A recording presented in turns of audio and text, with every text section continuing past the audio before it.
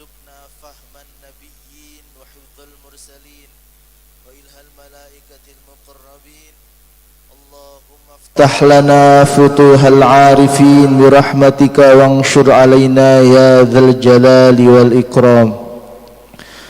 Jamaah salat subuh Masjid An-Nabawi yang insyaallah diberkahi oleh Allah Subhanahu wa ta'ala. Pertama-tama marilah kita panjatkan puja serta puji syukur kehadirat Allah Subhanahu wa ta'ala yang telah memberikan kita nikmat iman, nikmat Islam, nikmat sehat walafiat, sehingga pada hari ini kita masih bisa berkumpul, bermuajahah, bertalabul ilmi di Masjid An-Nabawi. Semoga ibadah kita tadi salat subuh Allah terima, amin ya rabbal alamin. Salawat beserta salam marilah kita haturkan kepada junjungan alam baginda Nabi besar Muhammad sallallahu alaihi wasallam beserta keluarganya dan para sahabatnya, dan insyaallah kita termasuk umatnya yang mendapatkan syafaatnya di yaumil qiyamah nanti, amin ya rabbal alamin. Jamaah salat subuh rahimakumullah, hari ini judul materi kita cukup menarik. Di bulan Rabiul Awal, Habib Ges juga bilang di bulan Rabiul Anwar, ya, bulan kelahiran Nabi Muhammad sallallahu alaihi wasallam. Hari ini judul kita tentang mengenal Nur Muhammad sallallahu alaihi wasallam. Materinya akan disampaikan oleh Abuya Arazi Hasim Emfils. Alhamdulillah beliau sudah ada tengah-tengah kita. Sebelum kajian hari ini dimulai, marilah sama-sama kita baca Al-Fatihah. Semoga kajian hari ini berjalan dengan lancar, ilmu kita bertambah dan bisa diamalkan di kehidupan sehari-hari. Ila hadhihi niyah wa ala kulli niyatin salihah wa ila hadratin Nabi. Al-Fatihah. A'udzu billahi minasyaitonir rajim. Bismillahirrahmanirrahim. Alhamdulillahirabbil alamin arrahmanir rahim maliki yaumiddin iyyaka na'budu wa iyyaka nasta'in. Ihdinas siratal mustaqim siratal ladzina an'amta 'alaihim ghairil maghdubi 'alaihim waladdallin. Amin. Marilah sama-sama kita sempurnakan iktikaf kita dengan thalabul ilmi bersama Abu Arazi Hasim. 50 menit ke depan insyaallah kita akan mendapatkan materi. Silakan para jamaah untuk mempersiapkan pertanyaan untuk tanya jawab 15 sampai 20 menit. Untuk Abu Arazi Hasim, waktu dan tempat dipersilakan.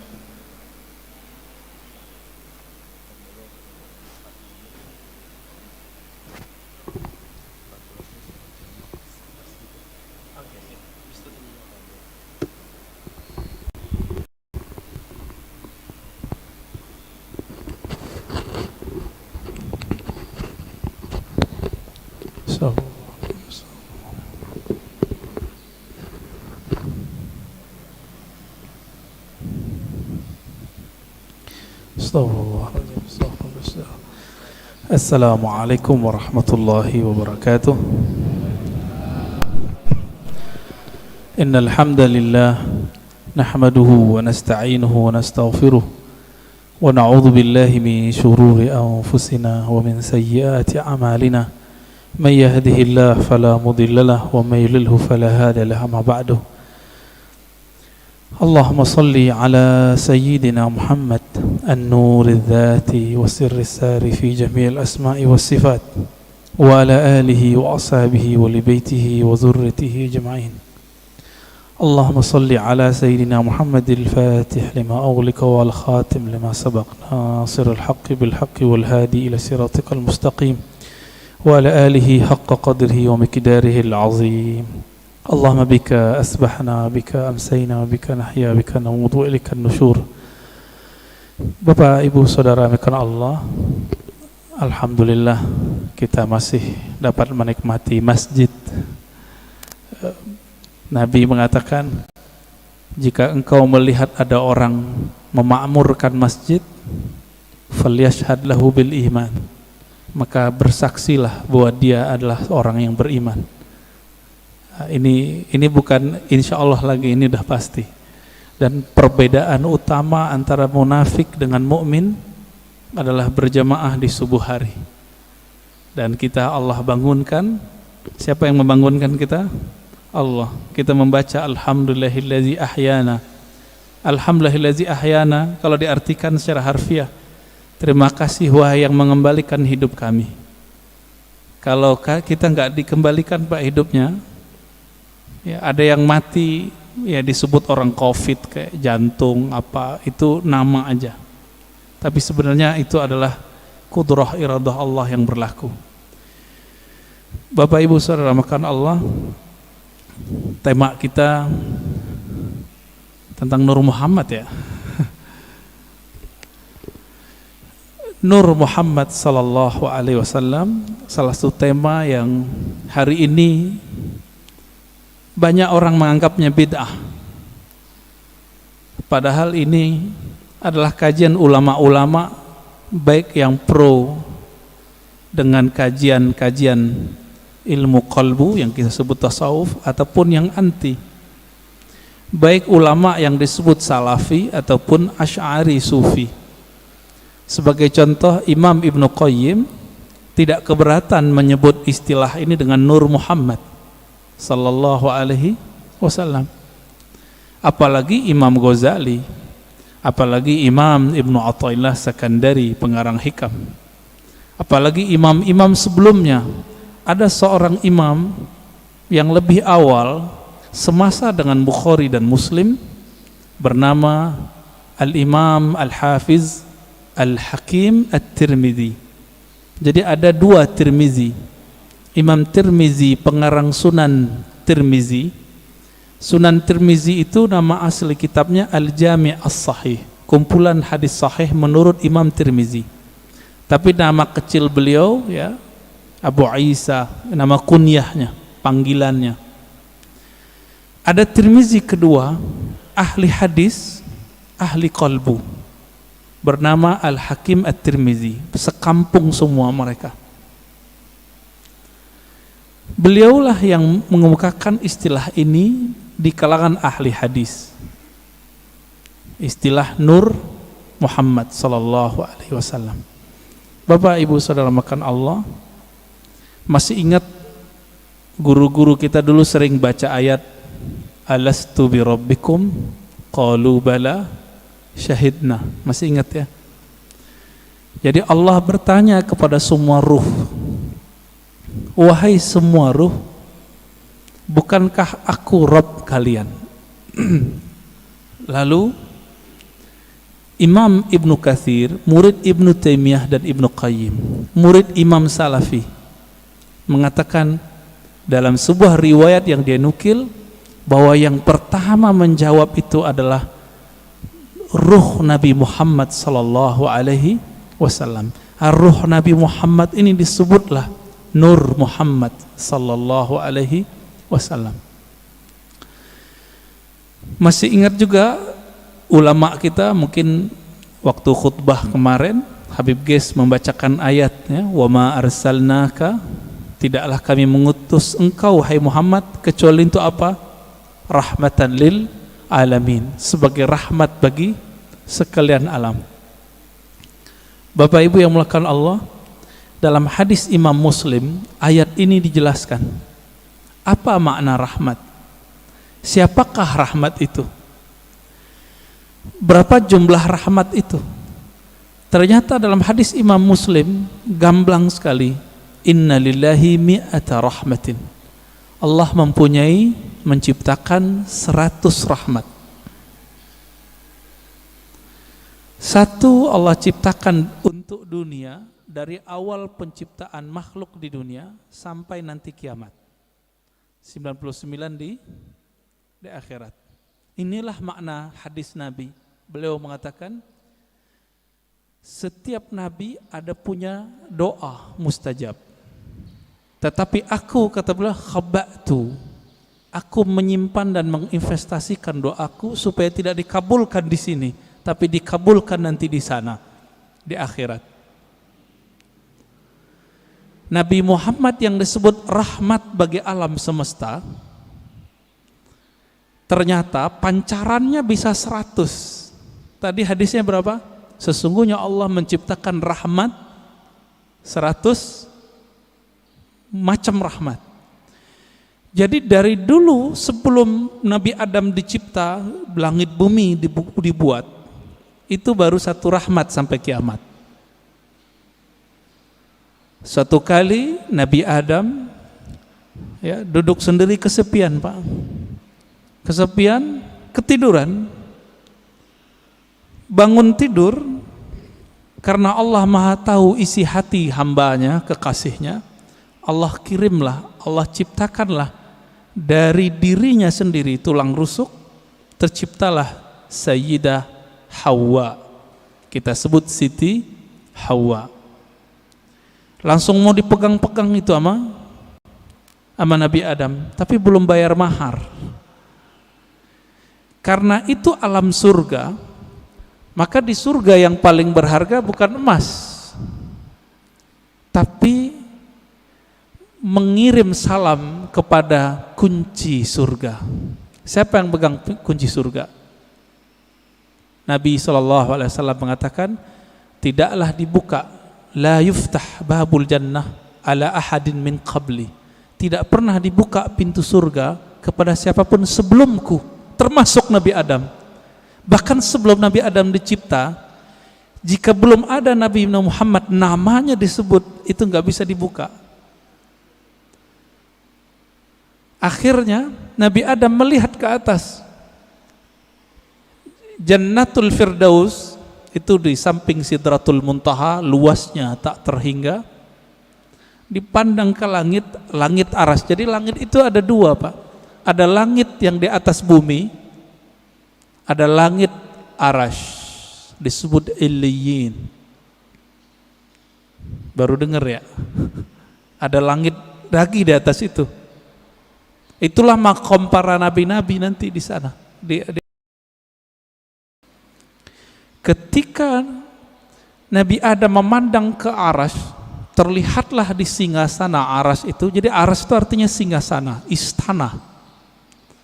Terlihat di situ nama La ilaha illallah Muhammadur Rasulullah. Maka Nabi Adam ketika ditanya oleh Allah, mana maharmu wahai Adam? Beliau bersalawat kepada yang ada namanya, Allahumma salli ala Muhammad, atau di riwayat lain sallallahu ala Ahmad. Allahumma salli ala Ahmad, karena belum lahir fisiknya disebut Ahmad. Lalu dikatakan dalam riwayat Imam Tirmizi, Imam Al-Hakim ya, Imam Al-Hakim An-Naisaburi dalam kitabnya Al-Musadrak, dan menurut beliau hadis ini sahih. Apa kata beliau? Allah bertanya kepada Nabi Adam, sedangkan Allah tanpa nanya sebenarnya sudah tahu. Ini hanya dialog antara hamba dengan Allah Subhanahu wa taala. Apa kata Allah? Hei Adam, kenapa kamu bisa bersalawat kepada Muhammad? Kamu tahu dari mana Muhammad? Jawaban Nabi Adam, ya Rabb, ketika aku memandang ke langit arasmu, aku memandang di situ ada nama Muhammad setelah namamu. Maka aku pastikan, aku yakini pasti itu orang lebih mulia dariku. Lalu aku bersolawat kepadanya. Jadi lebih tua Nabi Adam atau Nabi Muhammad? Kira-kira lebih tua mana, Pak? Secara biologis tua Nabi Adam, tapi secara nur lebih tua Nabi Muhammad SAW. Lalu Allah mengatakan, laula Muhammad ma khalaqtuka ya Adam. Kalau bukan karena Muhammad itu wahai Adam, aku tidak pernah ciptakan engkau. Nah, inilah makna karena Nabi Muhammad, Nabi Adam dapat rahmat.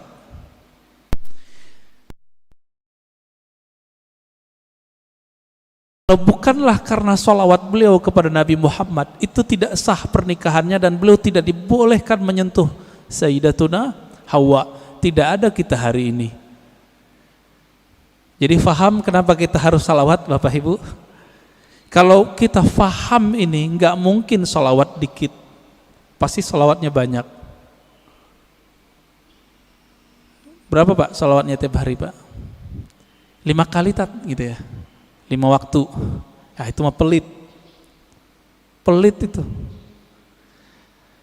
orang-orang yang nanti paling gampang mengakses rahmatnya Nabi Muhammad sallallahu alaihi wasallam itu orang yang paling banyak berselawat kepada Nabi sallallahu alaihi wasallam. Ya. Jadi Nabi mengatakan orang yang paling dekat kepadaku aksarukum salatan alayya, yang paling banyak menyampaikan salam dan salawat kepadaku.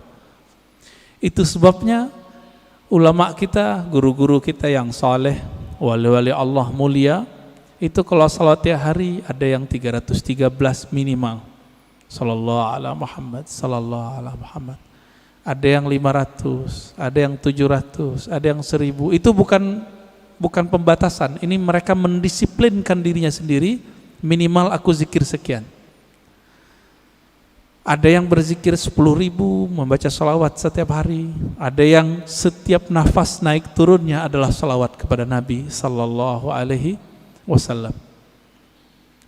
Pantas enggak? Justru lebih pantas, lebih banyak dari itu. Kenapa? Darah ini mengalir itu karena ada salawat kepada Nabi Muhammad sallallahu alaihi wasallam. Bahkan kita mundur lagi. Suatu kali Nabi sallallahu alaihi wasallam menyebutkan dalam hadis Imam Al-Hakim At-Tirmizi, ketika orang menganggap Adamlah orang pertama, maka Nabi tegur orang-orang itu dengan hadis yang diringkas oleh Imam Al-Hakim At-Tirmizi dan Imam Al-Hakim, kemudian juga Imam Abu Nuaim dan lain-lain ya. Yang riwayat ini kita pakai riwayat Al-Hakim An-Naisaburi, bukan At-Tirmizi. Apa kata beliau? Nabi SAW bersabda, kuntu nabiyyan wa Adam baina ma'in wa tin. Aku telah diangkat menjadi nabi, sedangkan Adam belum tercipta, masih tanah dan air. Bisa kebayang Pak? Berarti Nabi Muhammad SAW sudah jadi nabi, alam semesta belum dicipta. Beliaulah alam pertama yang dicipta. Oleh karena itu dalam kalam-kalam ilhami yang didapat oleh ulama-ulama kita, ada dialog Allah Subhanahu wa taala dengan dirinya. Beberapa ulama mengatakan ini hadis. Saya teliti, ini bukan hadis yang bersambung. Ini hanya kalam-kalam ilhami. Apa kata Allah Ta'ala? Kuntu kanzan makhfiyan. Aku adalah perbendaharaan yang tersembunyi. Yang disebut dalam hadis Bukhari, Kanallahu wala syai'a ma'ah. Allah ada, tiada satu pun bersamanya. Rahasia, sangat rahasia. Lalu Allah mengatakan, fa ahbabtu an u'rafa. Lalu aku ingin dikenal, aku cinta dikenal. Jadi yang boleh narsis itu cuma Allah. Yang boleh suka popularitas itu cuma Allah. Karena Allah punya rahasia disebut kanzan makhfiyan. Aku ingin dikenal, fa khalaqtul khalqa. Aku ciptakanlah makhluk. Siapa makhluk pertama? Allah ciptakanlah apa yang kita sebut dengan tiupan pertamanya. Allah meniup. Ini jangan salah faham. Ini contoh ayatnya. Fanafakhtu fihi min ruhi. Aku tiupkan dari rohku. Allah menyebut zatnya, rohnya. Maka Allah menamakan zatnya dengan roh, ruh. Hembusannya itu menjadilah apa yang kita sebut sekarang dengan Nur Muhammad sallallahu alaihi wasallam. Tapi sebelum Nur Muhammad, Allah itu mengenalkan dirinya bahwa dialah Ahad. Qul huwallahu ahad. Jadi hadis kalam ilhami tadi semuanya ada di surat Al-Ikhlas ketika Allah mengatakan Qul huwa. Kenapa bukan Allah dulu tapi huwa dulu? Dalam tradisi bahasa Arab, kata yang zahir mesti lebih awal daripada kata ganti. Huwa artinya dia. Apa arti dia? ini kata ganti. Allah nama yang zahir. Oleh karena itu Imam Abdul Qahir Al-Baghdadi, Imam Ahlus Sunnah mengatakan, kalau ayat ini dimulai dari huwa, bukan Allah, seperti ayat kursi, Allahu la ilaha illa hu, berarti huwa itu bukan nama ganti. Huwa itu adalah nama asli Allah Subhanahu wa ta'ala. Disebut nama zahir juga Pak, nama yang nyata.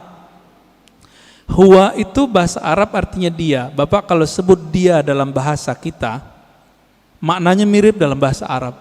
Saya bilang dia, orangnya tampak enggak oleh mata? Ya. Tadi saya ngobrol sama beliau nih. Kita cerita tentang Habib Qais, beliau khutbah. Kelihatan enggak sekarang orangnya? Enggak, berarti tidak terlihat oleh fisik.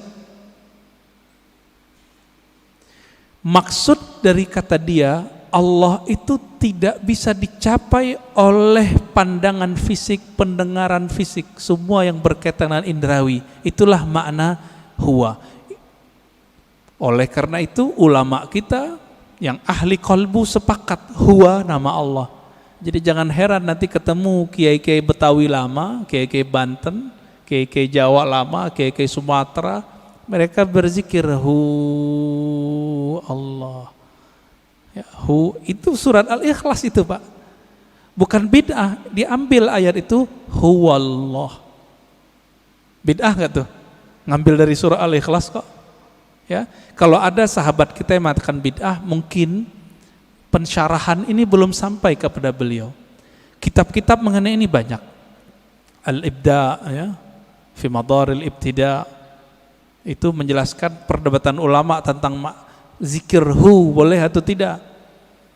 Setelah dibid'ahkan oleh Ibnu Taimiyah, dibalas oleh yang lebih senior oleh Ibnu Taimiyah, namanya Ibnu Athaillah Sekandari. Finalnya itu boleh, bahkan disyariatkan, masyru', begitu bahasa Arabnya. Jadi jangan terjebak di situ. Huwa itulah yang disebut kanzan makhfiyan, perbendaharaan yang tersembunyi. Coba lihat Bapak Saudara amakan Allah. Allah itu dalam surat Thaha berkata kepada Sayyidina Musa, "Hei Musa, innani anallah." Masih ingat? Ayat 14. Surat 20 ayat 14. Innani anallah. Sesungguhnya akulah Allah. Berarti Allah menyebut di sini nama zatnya dengan ana. Sesungguhnya akulah Allah. Maka Nabi Musa diperkenalkan oleh Allah dengan nama yang baru, Allah. Itu sebabnya orang-orang Yahudi memanggil Allah itu dengan panggilan El. Allah itu bahasa Arab Pak. Dalam bahasa Ibrani El. Siapa yang menjelaskan ini? Ada tokoh orientalis dari Australia, tetangga kita, namanya Arthur Jeffrey. Bisa 19 bahasa Pak. Tapi sampai mati dia nggak percaya Quran dari Allah. Meneliti Quran, meneliti hadis, tapi nggak percaya bahwa Al-Quran dari Allah. Emang hidayah itu nggak masuk ke akal, hidayah itu masuk ke kolbu. Jadi kalau Bapak ngaji, diakal-akali, itu dalam pikirannya nolak terus tuh apa yang saya katakan dari awal sampai sekarang. Maka kalau ngaji, jadikan akal itu tunduk kepada kolbu. Kolbu itu mainnya dengan rasa. Rasa yang dipakai oleh kolbu berbeda dengan rasionalitas yang dipakai oleh akal. Banyak ya. Teman kita nggak pernah merasakan khusyuk, dia bilang mustahil khusyuk. Dia nggak pernah coba, dia bilang nggak ada. Ya, sama kayak orang nggak menikah, nggak tahu nikmatnya malam pertama, dia bilang nggak ada tuh nikmatnya nikah.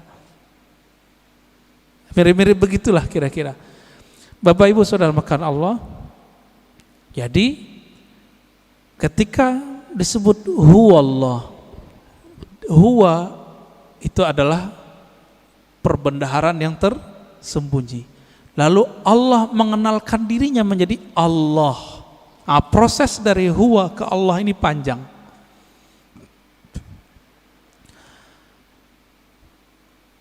Karena Allah ingin dikenal, maka Allah meniupkan dari ruhnya. Tiupan inilah yang disebut dengan tiupan yang bernama Ahmad. Ya, Ahmad itu cahaya yang terpancar darinya disebut cahaya Nur Muhammad. Begitu ulama kita menjelaskannya. Inti dari Ahmad itu adalah nurnya. Maka sebagaimana disebutkan dalam hadis Imam Bukhari, innallaha yanzuru ila qulubikum, Allah memandang ke sentral jiwamu. Apa sentral jiwamu? Yaitu qalbu. Qalbunya Ahmad adalah Nur Muhammad. Maka Allah pandanglah nur itu. Pernah enggak Bapak Ibu saudara makan Allah, waktu dulu kita sekolah, kita dipelototin oleh guru kita? Keringetan enggak? Keringetan ya?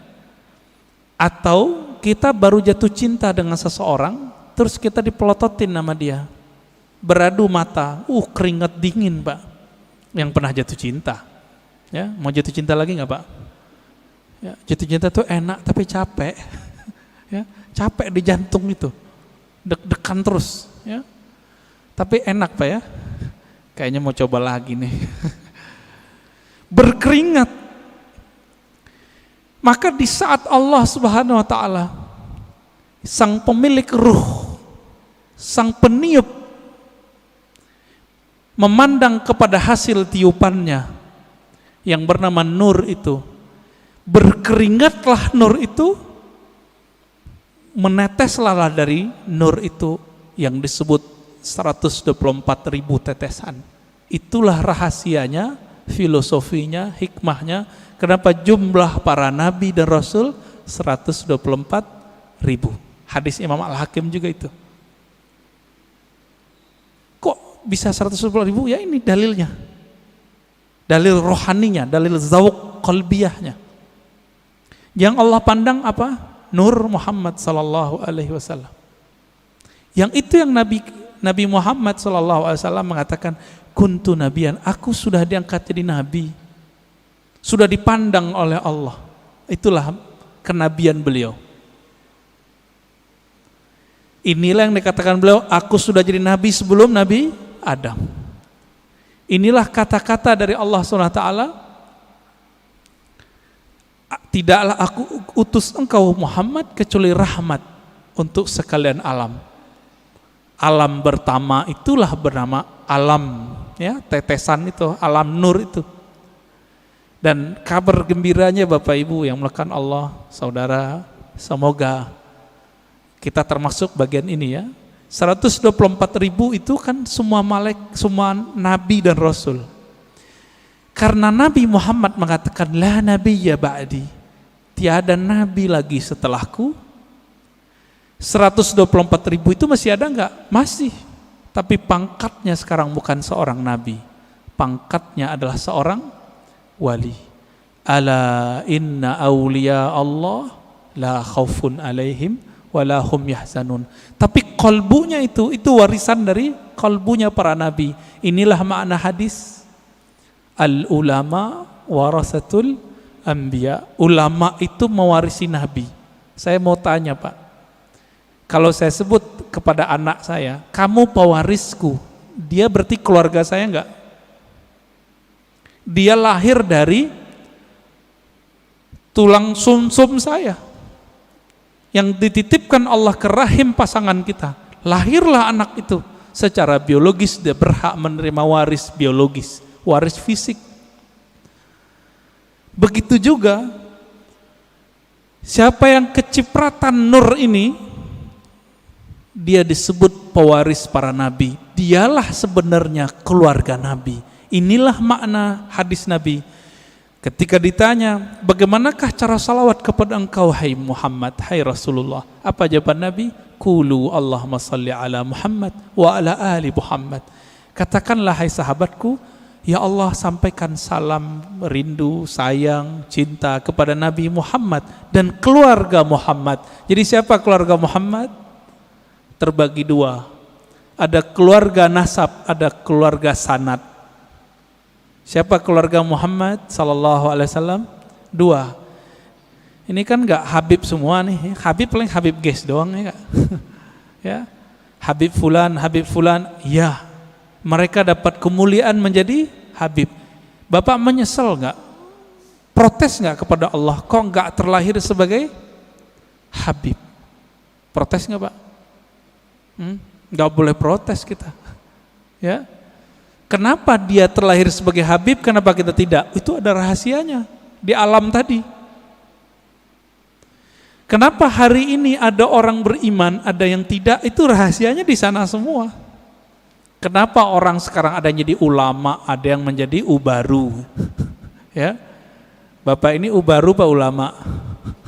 Ubaru ya, ubannya baru tumbuh maksudnya. Kenapa? Itu rahasianya di sana semua. Di sana semua Pak. Ketika Allah memandang kepada Ahmad Nur Muhammad ini, yang dipandangkan nurnya. Nur ini kalau menetes ke dalam kalbu kita, makanya orang-orang ini akan rindu kepada Nabi Muhammad sallallahu alaihi wasallam. Akan rindu kepada yang meniupkan roh Nabi Muhammad sallallahu alaihi wasallam. Kerinduan ini yang tak terhingga, ya, enggak ada habis-habisnya itu. Inilah makna dari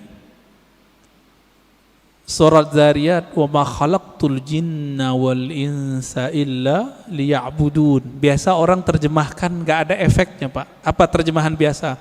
Tiadalah aku ciptakan jin dan manusia kecuali untuk menyembahku. Wah, itu mah biasa terjemahannya. Kita terusin. Menyembah itu artinya menjadikan diri kita budaknya. Menjadikan diri kita manut kepadanya. Bapak, maukah mengikuti seseorang yang kita nggak kenal dia? Mau nggak? Mau nggak? Nggak mau. Kenapa kita nggak mau? Ya, gue nggak kenal, ngapain ikut kan gitu? Yang saya ikuti, yang saya kenal bahwa dia mempunyai wibawa kepemimpinan, wibawa apa tertentu lah. Kalau nggak kenal, untuk apa? Maka makna liya'budun, tidak aku ciptakan jin dan manusia kecuali untuk menyembahku. Ibnu Abbas, ini saya sering sampaikan, mengatakan ya'budun artinya mengenal aku. Tidaklah aku ciptakan engkau jin dan manusia kecuali untuk mengenal aku. Orang kalau kenal Nabi Muhammad baru mencintai Nabi Muhammad. Orang kalau kenal Rabbu Muhammad, pencipta Nabi Muhammad, baru menyembah Allah Subhanahu wa ta'ala. Kita karena memandang kekasih kita, pasangan kita, kita jatuh cinta kepadanya, lalu kita siap bersamanya. Kita siap menghabiskan apa yang kita punya untuknya. Ini enggak kenal Allah, pantas susah tahajud. Enggak kenal Allah, pantas susah baca Quran. Enggak kenal yang nurunin Quran, gimana menikmati surat cinta dari Allah? Setiap Allah mengatakan, ya ayyuhallazina amanu, itu panggilan cinta, Pak. Hei orang-orang yang percaya kepadaku.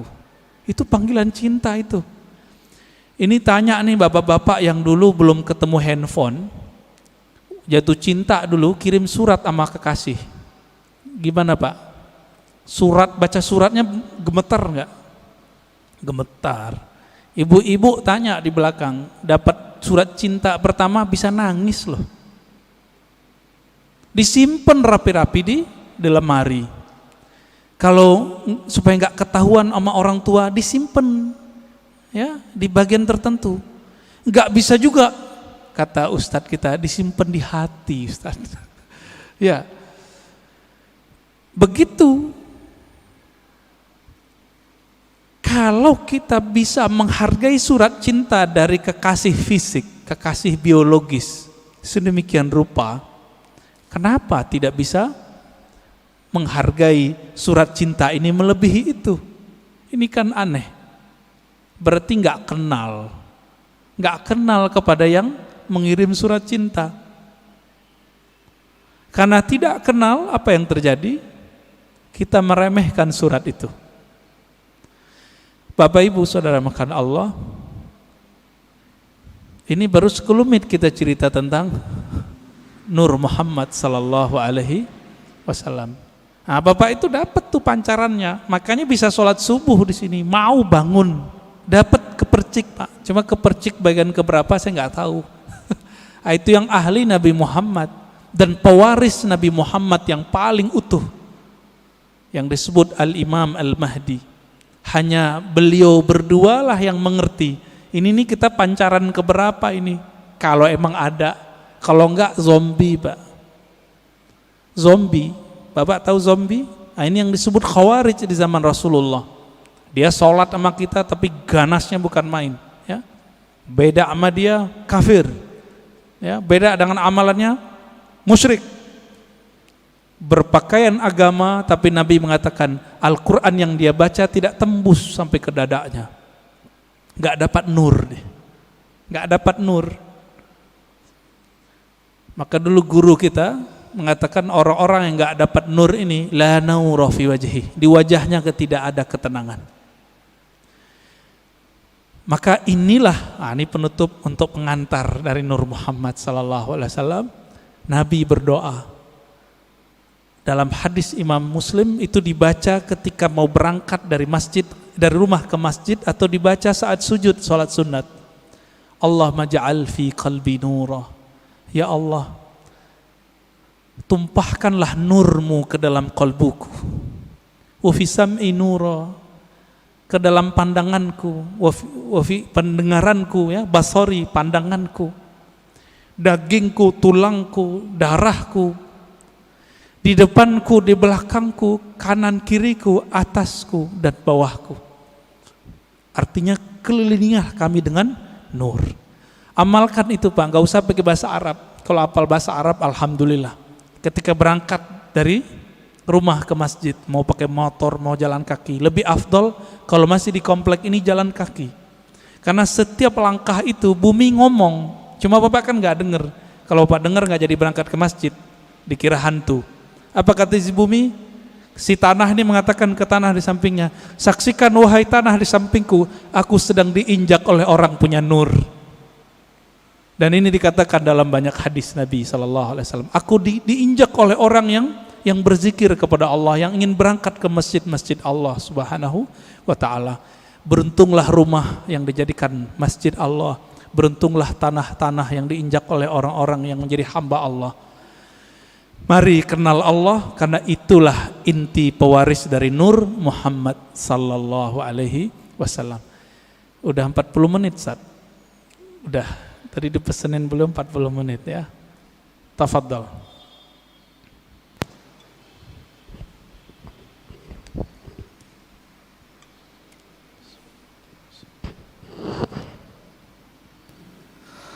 Alhamdulillahirabbil alamin.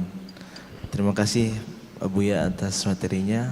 Dari para jamaah, hari ini ada yang bertanya tentang mengenal Nur Muhammad sallallahu alaihi wasallam.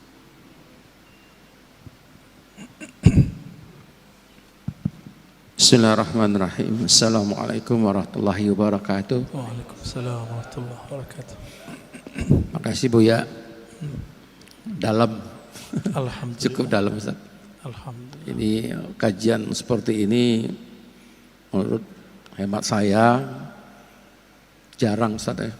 Alhamdulillah. Ini juga Ustaz juga, saya barusan bicara sama dia, memang kalau dakwah itu macam-macam Ustaz ya.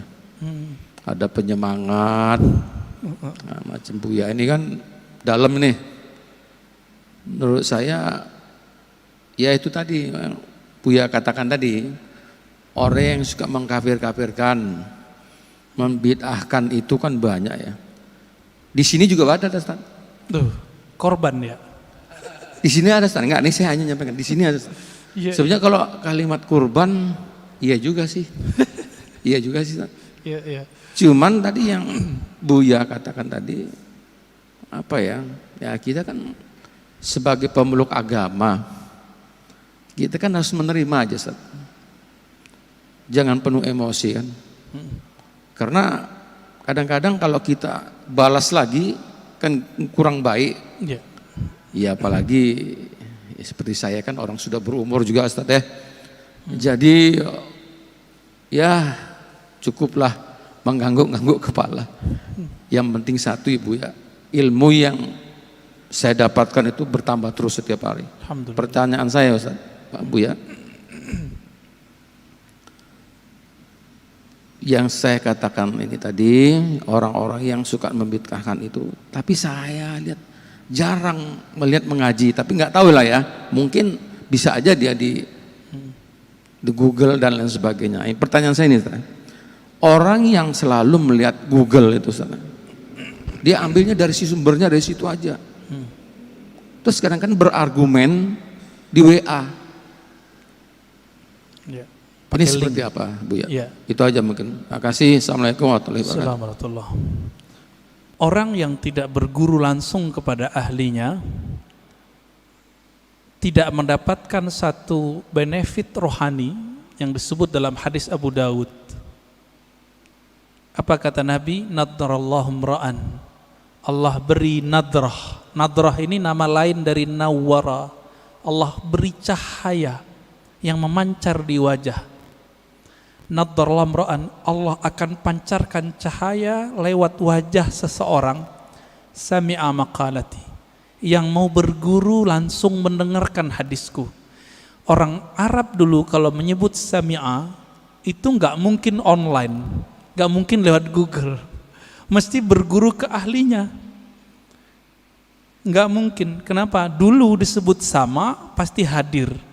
Itu sebabnya Imam Syafi'i dulu tidak terima persaksian orang yang hadir di konser-konser musik yang musiknya ada kefasikan, ada penampilan orang buka aurat ya, bukan lagunya sebenarnya oleh Imam Syafi'i. Kenapa?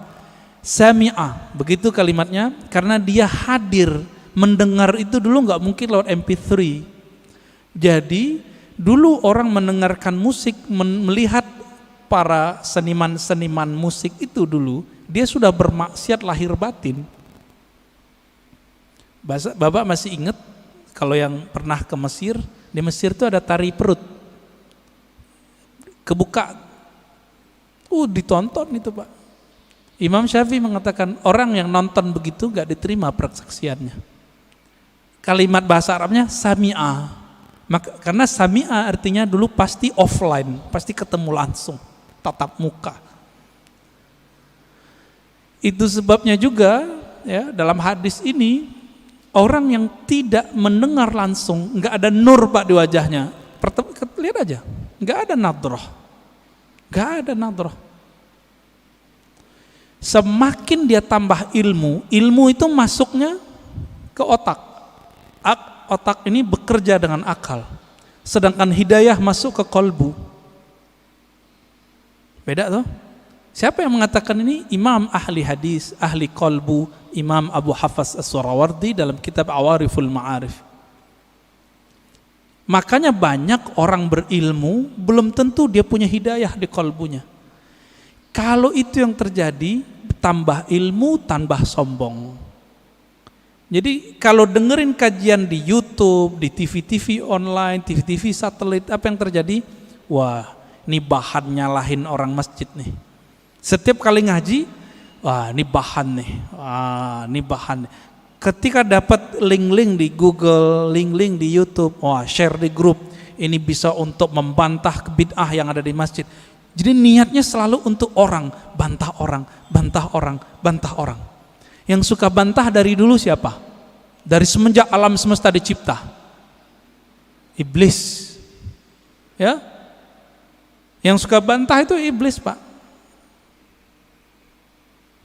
Yang suka bantah itu iblis. Makanya Nabi SAW mengatakan, ketika ada orang membantah Nabi, i'dil ya Muhammad, ittaqillah ya Muhammad. Muhammad, kamu berbuat adil lah. Loh, ada orang berani ngomong ke Nabi, engkau bertakwalah hai Muhammad, berbuat adil lah hai Muhammad. Apa kata Nabi? Akan muncul dari orang ini, akan muncul dari kelompok dia, sekelompok orang yang jika baca Quran dan Sunnah, padahal dia lancar baca Quran dan Sunnah, link-linknya lancar Pak, tapi tidak tembus imannya ke dalam kalbunya. Fa idza laqitumuhu faqtuluhum. Wah, ini yang berat ini. Jika engkau bertemu mereka, maka kalimatnya gimana cara terjemahan ini Ustaz? Faqtuluhum, bunuh mereka. Loh, berat. Oh, ternyata ini hadis namanya hadisul qadha. Hadis mahkamah pengadilan. Jika diperintahkan oleh pimpinan negara kita perangi orang itu, kita wajib perangi. Sama dengan hadis mengenai penghina Rasulullah. Jika itu ditetapkan oleh pemimpin, boleh, baru boleh. Nggak boleh ustadz yang mengatakan. Jadi misalnya nih bapak nih, kan dapat meme sekarang. Aku penggal lehermu, wahai penghina Nabi. Itu orang jahil. Nggak boleh ngomong begitu. Kenapa? Hadis mengenai memenggal, membunuh orang penghina Rasulullah SAW, hadisnya cuma hasan. Dan ini bertentangan dengan kisah Nabi waktu di Taif. Nabi dihina, bukan lagi dibuat gambarnya, dihina, dilempar di Taif. Apa kata Nabi? Hancurkan Taif atau selamatkan Taif? Selamatkan ya Allah, semoga keturunan mereka beriman kepadaku. Jibril datang, apa kata Jibril? Ya Muhammad, maukah engkau aku hancurkan negeri Taif? Satu kali tiup, satu kali kibas, habis Taif Pak. Karena Jibril punya sayap, sayapnya dibuka, ketutup langit dan bumi. Tinggal dikibas. Tapi Nabi Muhammad bilang apa? Di sini saya tahu, tambah mengenal sosok Nabi Muhammad. Ternyata beliau lebih berkualitas tinggi dibandingkan Jibril. Apa kata Nabi Muhammad? La ya Jibril, enggak boleh ya Jibril. Kenapa? Nabi Muhammad itu induk alam semesta. Karena beliaulah Adam ada, alam ini ada. Kalau seorang ibu, maukah anaknya dibunuh? Maukah Pak? Anaknya dibunuh? Enggak mau. Nabi meskipun melihat anak-anak rohaninya ini, pancaran-pancaran dari dirinya ini, belum kenal dia, beliau nggak bilang hancurkan ya Allah, enggak. Itulah orang tua sejati, orang tua rohani Nabi Muhammad SAW. Ya, Jibril nggak sabar Pak, pantas toh Jibril nggak jadi nabi di sini. Ya, udah mulai faham siapa Nabi Muhammad SAW. Maka saya tanya kepada orang yang ingin menggal pembuat karikatur Nabi. Ente jangan kira saya tidak emosi. Saya emosi dengan orang yang buat karikatur Nabi. Bahkan yang bilang orang tua Nabi di neraka aja mau saya bunuh. Tapi kita nggak boleh membunuhnya. Kenapa? Seandainya itu ada di depan Nabi, Nabi tidak akan membunuh mereka. Nabi hanya akan mendoakan mereka. Jadi jangan beragama dengan emosi, dengan hawa, dengan syahwat. Beragamalah dengan nur itu. Saya kalau tiap bahas tentang itu Pak, suara naik. Tapi kolbu bilang turunin lagi, turunin lagi. Ada ustadz bilang orang tua Nabi masuk neraka. Waduh, kebakar kita Pak. Apalagi yang keturunan Rasulullah kayak Habib Ges, Habib Lutfi, Habib. Perasaannya gimana Pak? Kakek ente masuk neraka gitu. Anak neraka, cucu neraka. Kira-kira gimana? Nggak punya perasaan mereka itu. Oh, hadisnya sahih. Iya, ini hadis sahih secara sanad, matannya tidak. Ilmu hadis itu bukan hanya ilmu tahu ini sahih tidak sahih, tapi juga ilmu tentang matannya. Ilmu matan hadis, wajib belajar akidah. Maka ciri-ciri orang yang menyimpang dari ahlus sunnah, membaca hadis tidak dengan kaidah akidah ahlus sunnah, fikih ahlus sunnah, dan ilmu tasawuf ahlus sunnah. Menyimpang dari itu, jadinya kayak mereka itu kurang ajar sama Rasulullah Sallallahu Alaihi Wasallam. Gimana Tad? Udah Tad? Baik. Bismillahirrahmanirrahim. Ustadz, kita tanyakan dari akun YouTube An-Nabawi TV, Ustadz. Jadi ada yang menyimak sekitar 70 situs yang nyimak streaming ini. Ada yang bertanya, Buya, bagaimana kiat dan syarat supaya kita mendapatkan syafaat Rasulullah Sallallahu Alaihi Wasallam? Terima kasih Buya atas jawabannya. Assalamualaikum warahmatullahi wabarakatuh. Ya, bagaimana kiat mendapat syafaat Nabi Sallallahu Alaihi Wasallam? Nabi itu syafaatnya macam-macam. Ada syafaat spesial, ada syafaat global. Mau yang mana? Spesial atau global? Kalau yang global, pemaksiat aja dapat. Ada di kolbunya cinta Nabi, dapat Pak. Bahkan orang yang mati belum sempat syahadat, di kolbunya ada ingin mengenal Muhammad sallallahu alaihi wasallam. Waktu sekarat Allah selamatkan dia. Allah selamatkan dia. Cuma kita kan nggak melihat alam rohani. Bapak kalau bisa melihat alam rohani, Bapak bisa lihat tuh orang-orang yang kata kita kafir, tapi sebenarnya dia udah lama mencari tentang sosok Nabi Muhammad. Dia itu Allah selamatkan itu. Ya, ada orang yang pakar di sini, bisa pulang pergi Pak ke alam itu. Cuma kita nggak boleh buka rahasia ini rahasia Allah Subhanahu wa Ta'ala. Itu syafaat yang global. Apa kata Nabi? Syafaati li ahlil kabair min ummati. Hadis ini sahih. Pertolonganku juga didapatkan oleh orang-orang yang bermaksiat, bahkan kabair, dosa terbesar. Sebutkan dosa paling besar Pak di dunia selain syirik, dia dapat. Jadi kalau dosa aja bisa, apalagi cuma beda faham sama kawan, cuma karena beda faham hilang rahmat Allah bagi kita. Ya, langsung jadi ahli nar karena cuma bid'ah.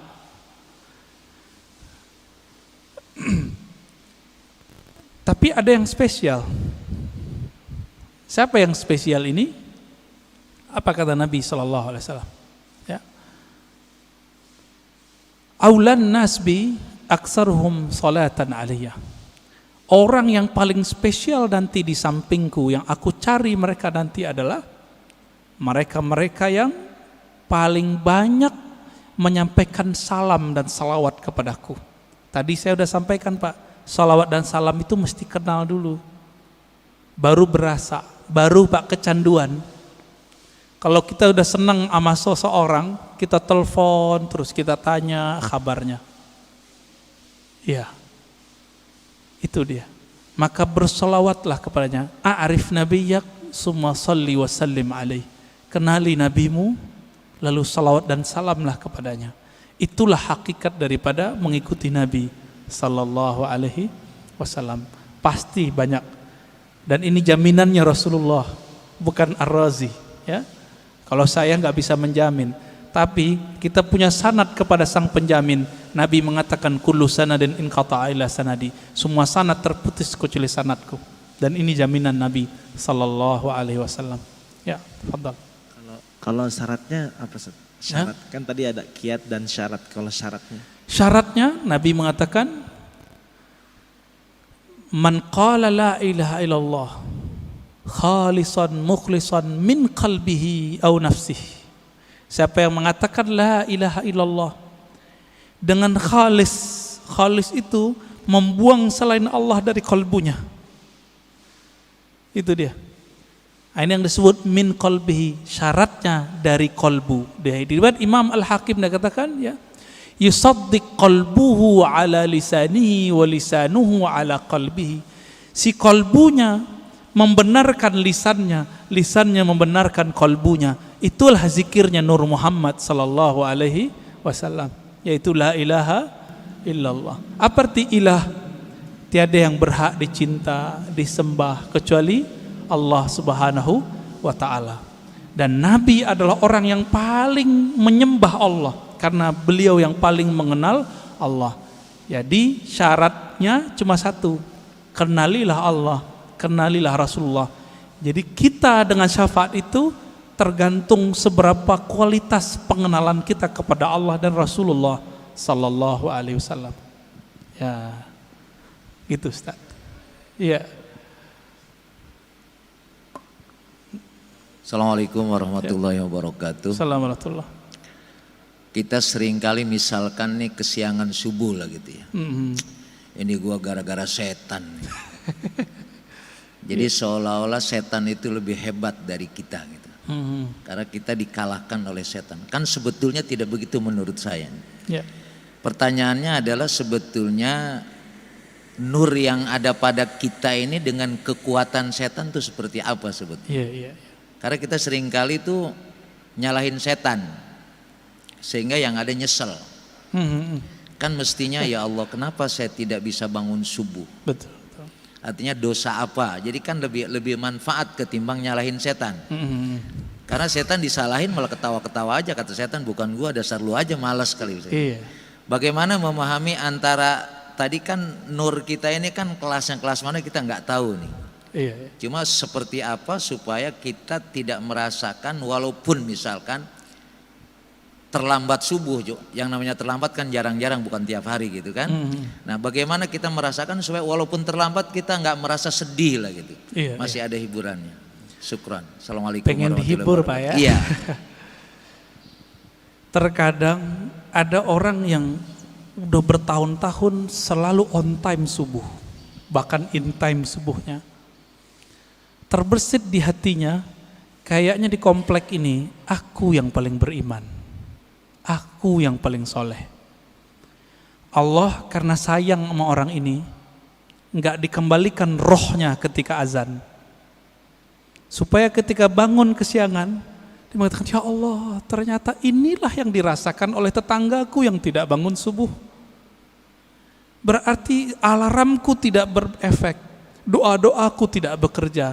Ini adalah mutlak pemberianmu. Di situ dia bersyukur Pak. Setiap hari besok dia mengatakan, ya Allah tolong bangunkan aku. Jadi ada perasaan harap-harap cemas yang buat dia merasa dirinya merasa hina di hadapan Allah. Inilah makna hadis qudsi, hadis sahih. Apa kata Allah? Ya ibadi, fa illam tuznibu. Hai hambaku, jika engkau tidak merasa berdosa, tidak merasa hina di hadapanku, tidak merasa lemah di hadapanku, aku akan datangkan generasi baru yang mereka merasa berdosa. Jadi dosa itu merasa apa enggak itu aja. Banyak orang berdosa apa enggak merasa. Lalu mereka minta ampun kepadaku, lalu aku ampuni mereka. Untung Pak, ketika bertahun-tahun on time, ada perasaan itu. Karena ada sebuah hadis. Ini hadis bukan untuk orang tapi untuk kita. Apa kata Nabi? 2 solat yang berat bagi orang munafik, yaitu al-isya wal subuh. Isya dan subuh, hadis Bukhari. Akhirnya setan bilang, tuh tetanggamu munafik loh. Jadi setan ini jangan salah Pak, setan itu pernah berdebat dengan Allah. Jadi ilmunya tinggi. Ilmunya tinggi. Nggak cukup dengan ilmu-ilmu kita yang standar. Bapak ini misalnya udah jadi kiai, itu setannya punya ilmu di atas kiai itu. Lalu gimana? Kita harus punya perangkat senjata yang bisa menaklukkan itu. Masih ingat kisah Nabi Musa? Nabi Musa didatangi, hadis Sahih Bukhari, didatangi oleh Adam. Saya pernah cerita di sini kalau nggak salah. Oh belum kali ya, ini kan baru yang kedua ya. Apa kata iblis? Hei Musa, ente kan kalimullah, orang yang dialog dengan Allah. Ya, bilang dong ke Allah, aku mau tobat nih. Iblis pernah kepikiran mau tobat. Karena iblis udah ditunjukin neraka itu kayak gimana Pak. Iblis loh ya. Jadi iblis aja kepikiran mau tobat. Masa orang maksiat gak pikiran tobat? Lalu apa kata Musa? Bertanya Musa kepada Allah. Lalu Allah sampaikan kepada Musa. Sampaikan itu kepada iblis. Ya? Hei iblis. Apa? Jika engkau ingin tobat, maka revisilah pembangkanganmu itu. Gimana cara merevisi pembangkangannya? Tuh, di sono tuh ada kuburan Adam, kakekku, tolong sujud kepadanya. Kira-kira jawaban iblis apa, Pak? Ogah gua. Dia hidup juga nggak mau sujud, apalagi udah bawa tanah. Tambah kufur, Pak. Inilah pribadi iblis. Jadi orang-orang yang iblisiyah ini, pewaris iblis, ngaji bukan nambah iman, nambah kufur. Ngaji bukan nambah rendah hati, nambah sombong. Apa kata si iblis waktu Nabi Adam masih hidup? Ana khairum minhu. Aneh kan lebih baik dari dia. Jadi kalau kita berani nih ngomong, Bapak mau ahlus sunnah, mau nggak ahlus sunnah? Bapak ini udah ngaku ahlus sunnah, terus merasa lebih baik daripada orang yang nyala-nyalain. Iblis juga itu. Jadi kita nggak boleh merasa itu meskipun kita benar. Ini yang dimaksud oleh Nabi, siapa yang berdebat meskipun dia tahu dia benar, dia tinggalkan perdebatannya, Allah taruh dia di tengah-tengah surga, wasatil jannah. Tapi dia tahu dia benar, orang ngajak debat dia nggak mau debat. Kalau tadi udah debat duluan, maka Allah taruh dia di tempat paling tinggi, yaitu Firdaus. Kenapa? Karena debat itu adalah karakter iblis yang jahil kepada Allah. Dia memandang Nabi Muhammad Adam, tapi dia tidak kenal nur yang ada di wajah Nabi Adam. Nur apa itu? Nur Muhammad. Tiupan Allahu Ahad itu ada di wajah Nabi Adam. Iblis gak bisa lihat itu alim atau jahil. Yang ini gak akan bisa ditembus oleh iblis, Pak. Iblis minta izin kepada Allah. Ya Allah, tolong izinkan aku mengakses kolbunya manusia. Apa kata Allah? Enggak diizinkan ente. Tapi ente punya cara. Tidak langsung. Caranya apa? Tajri majrad dam. Kamu diizinkan mengakses lewat darah, tapi enggak boleh langsung ke jantung, karena jantung berhubungan dengan kolbu. Tapi karena darah itu nanti mengalir, berputar di dalam kolbu. Inilah orang kalau tidak membersihkan kolbunya menjadi kolbu iblis. Itulah yang nanti kalau dibiarkan Pak pribadi ini merasa lebih, nanti lama-lama dia berani nyalain orang, bahkan bunuh orang yang beda sama dia, bahkan ngebom orang yang beda faham sama dia. Nanti di akhir zaman, ini kan akhir zaman sudah, mereka akan menjadi tentara Dajjal. Inilah yang masuk dalam imajinasi para buat seniman-seniman itu, jadi zombie. Zombie itu adalah karakter dari atba'ud Dajjal. Nggak ada iman di kolbunya. Hati-hati, Pak. Ya, maka pandanglah kolbu itu, bersihkan tiap hari. Jadi kalau mau istighfar, nggak hanya istighfar zahir, istighfar kolbu. Kalau kita udah masuk istighfar kolbu, siapa aja ngomong kita dengerin.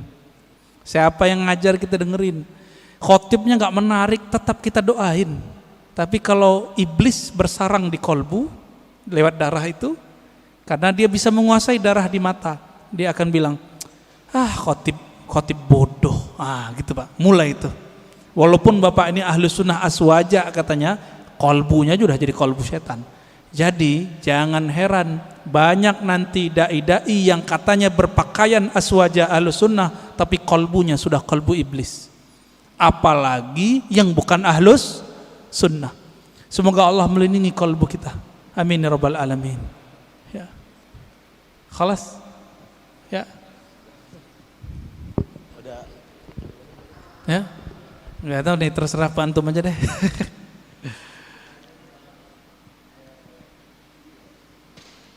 Bulan depan aja lagi Pak ya.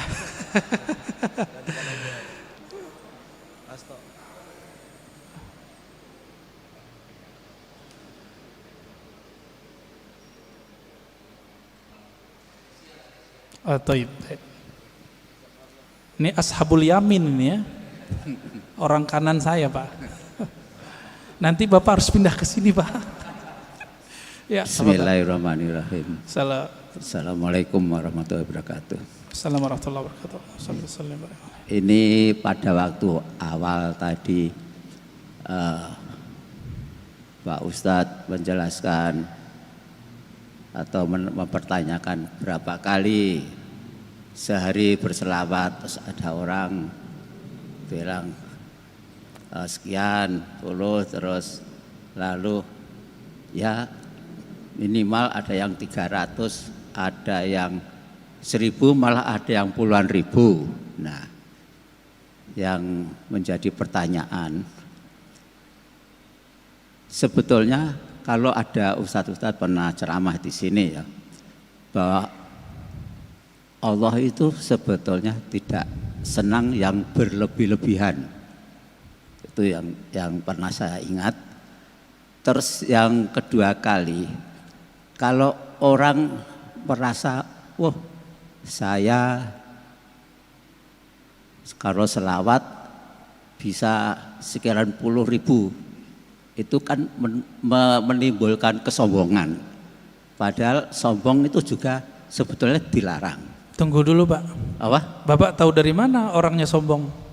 Lo kan misalkan dia pas kumpul-kumpul, wah misalkan ini apa namanya? Itu namanya suudzon, buruk sangka. Itu nggak boleh. Ya tapi dia kan terus menyombongkan diri, oh saya kuat sekian, misalkan kan itu kan menyombongkan diri. Belum tentu. Oh belum tentu. Ya ini kan namanya aja penilaian saya, karena itu suudzon namanya. Ya itu kan namanya kan berlebih-lebihan. Enggak.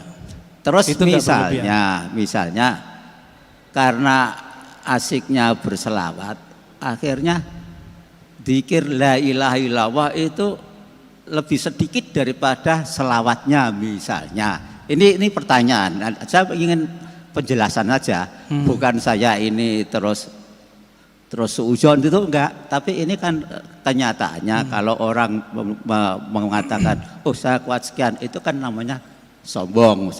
Walaupun ini mungkin dari mata Ustadz, oh itu sampean suudzon, dia sebetulnya enggak sombong. Nah, walaupun memang enggak sombong ya, mungkin ya seolah-olah ada yang orang menilai wah dia sombong. Padahal ya hanya itu saja. Terima kasih. Assalamualaikum warahmatullahi wabarakatuh. Saya sudah 2 kali membacakan hadis di sini. Nabi berkata, yang paling dekat kepadaku, yang paling utama spesial nanti di akhirat, aktsarukum, coba terjemahin Pak, salatan alayya. Yang paling aktsar, yang paling berlebih, itu terjemahan harfiahnya Pak. Yang paling berlebih sholawatnya kepadaku. Berarti melebih-lebihkan angka boleh enggak? Itu disunnahkan, bukan bid'ah itu. Kalau saya ngeliat ustadz nih baca Quran bilang saya sehari khatam, apakah saya bilang dia sombong? Itu setan yang mewaswaskan kepada saya, ente sombong ini ya. Paling-paling orangnya terjebak pada ujub. Apa arti ujub? Dia kagum dengan amalnya. Itu paling banter Pak, nggak lebih dari itu. Kalau sombong sih enggak. Masa orang zikir sombong? La ilaha illallah dan salawat itu adalah akhir dari kesombongan, habis di situ. Orang kalau bilang Allahumma itu secara rohani habis sombongnya. Karena Allahumma Bapak udah nggak ada lagi sebenarnya. Ya Allah, saya ini bukan hamba yang pintar, bukan hamba yang hebat. Itu makna Allahumma. Jadi nanti kalau ada orang-orang yang banyak sholawat, jangan kita tuduh begitu. Itu was-was kita aja. Ya, itu was-was kita. Ya. Perasaan kan gitu. Perasaan apa kenyataan itu kan beda. Nah, ini mohon maaf Pak, saya harus koreksi karena ini berbahaya untuk seumur Bapak. Itu nggak boleh ada suudzon lagi. Nggak boleh sama sekali. Siapa yang masih nyimpan suudzon di kolbunya, saya khawatir su'ul khotimah nanti. Buruk sangka itu melahirkan su'ul khotimah Pak. Ini udah rumus. Udah rumus di mana-mana. Kita udah nyaksiin orang-orang yang paling banyak berburuk sangka kepada hamba Allah, itu matinya mati nggak bener. Jadi tolong itu dibuang itu. Ya. Jadi mohon maaf ini harus dikikis habis. Makanya suara saya harus tinggi untuk mengikis Bapak itu. Ya, semoga Bapak tambah rajin sholawat. Ya, saingin dia Pak. Nanti Bapak adukan itu ke Rasulullah. Rasulullah, menurut saya ini berlebihan. Nanti dijawab Nabi Pak, aulakum, yang paling utama dari kamu adalah yang paling berlebihan itu sholawatnya kepadaku. Sampai datanglah Ubay bin Ka'ab kepada Nabi. Apa kata Ubay? Wahai Rasulullah, saya jadikan sholat kepada engkau cukup 1/4 ya. Apa kata Nabi? Ya boleh. Kalau setengah gimana? Boleh. Kalau 2/3 gimana? Bagus. Kalau semua bagaimana? Wah, top, wahai Ubay. Apa kata Nabi? Apa kata si Ubay? Dengan demikian wahai Rasulullah, aj'al salati kullaha lak. Aku jadikan salawatmu untukmu semua. Maka amalannya Ubay yang hafiz Quran, setiap nafasnya adalah salawat kepada Nabi sallallahu alaihi wasallam. Berlebihan enggak sahabat Nabi ini? Abu Hurairah zikir 12.000 tiap hari, berlebihan enggak? Dan itu ditulis dalam kitab. Jika itu berlebihan, Abu Hurairah lah yang pertama berlebihan. Ali Zainal Abidin, ya, cucu Rasulullah SAW, itu sholat 1000 rakaat tiap hari. Berlebihan gak itu? Ya? Utsman bin Affan sehari 8 juz, 8 khatam. Gimana ceritanya itu? Kita coba sehari paling bisa 2 khatam. Utsman bisa 8 kali khatam. Kecepatan otaknya di atas rata-rata itu Pak. Coba tanya sama hafiz Quran, dia paling mengerti masalah itu. Cuma hafiz Quran yang mengerti 8 khatam bisa sehari. Saya udah ketemu sama orang begitu, jadi bisa paham. Dibantah sama teman kita waktu itu, ente berlebihan, sama kayak Bapak ngomong tadi. Bukannya dalam hadis Nabi melarang mengkhatamkan Quran kurang dari 3 hari. Artinya sehari 10 juz, 10 juz, 10 juz, 30 juz. Ini kalau ngomong fikih jadi kenceng lagi nih ya. Tuh, pada ketawa tuh Pak. Apa kata Nabi Shallallahu Alaihi Wasallam? Tidak paham Al-Quran orang yang khatam kurang dari 3 hari. Itu Nabi lagi ngomong sama siapa? Abdullah bin Amr Abdul As, anak muda. Maksudnya ente nggak paham kalau baca lebih banyak dari 10 juz tiap hari, ente gitu. Nabi nggak ngomong ke Utsman. Lebih mulia Utsman atau Abdullah bin Amr? Saya mau tanya Pak. Utsman. Jadi ketika Nabi ngomong tidak faham Quran, orang yang mengkhatamkan kurang dari 3 hari, itu Nabi berarti nggak ngomong ke Utsman. Karena Utsman nggak mungkin pelaku berlebihan, nggak mungkin. Yang berlebihan yang haram itu adalah orang yang berlebihan dalam berdoa dan berlebihan dalam membelanjakan harta. Itu yang nggak boleh. 2 itu aja Pak.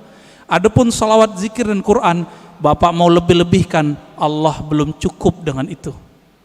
Ya, jadi tolong hati-hati dalam meletakkan persepsi kita. Jangan ditaruh itu sebagai standar kebenaran. Mohon maaf teguran saya begini karena saya sayang Bapak. Ya, saya sayang Bapak dan saya nggak mau Bapak mati husnul khotimah. Karena Bapak sudah rajin sholat subuh. Saya doakan semoga yang hadir, terutama Bapak yang bertanya, tambah cinta Rasulullah, tambah banyak salawat kepada Rasulullah. Allahumma ja'alna minal muhibbin. Ya Allah, jadikan kami orang yang sangat cinta kepada Nabi. Allahumma ja'alna minal muqsirina bi salati ala nabiyika. Ya Allah, jadikan kami orang yang paling banyak bersalawat kepada Nabimu sallallahu alaihi wasallam. Rabbana atina fid dunya hasanah wa fil akhirati hasanah wa qina adzabannar. Walhamdulillahi rabbil alamin. Sallallahu alaihi wasallam. Assalamualaikum warahmatullahi wabarakatuh. Waalaikumsalam warahmatullahi wabarakatuh. Buya, makasih banyak atas materinya Buya. Alhamdulillah kita di penghujung kajian. Marilah sama-sama kita tutup kajian ini dengan doa kifaratul majelis. Subhanakallahumma bihamdika asyhadu an la ilaha illa anta astaghfiruka wa atubu ilaih. Kurang lebihnya saya mohon maaf. Semoga ada manfaat. Wassalamualaikum warahmatullahi wabarakatuh.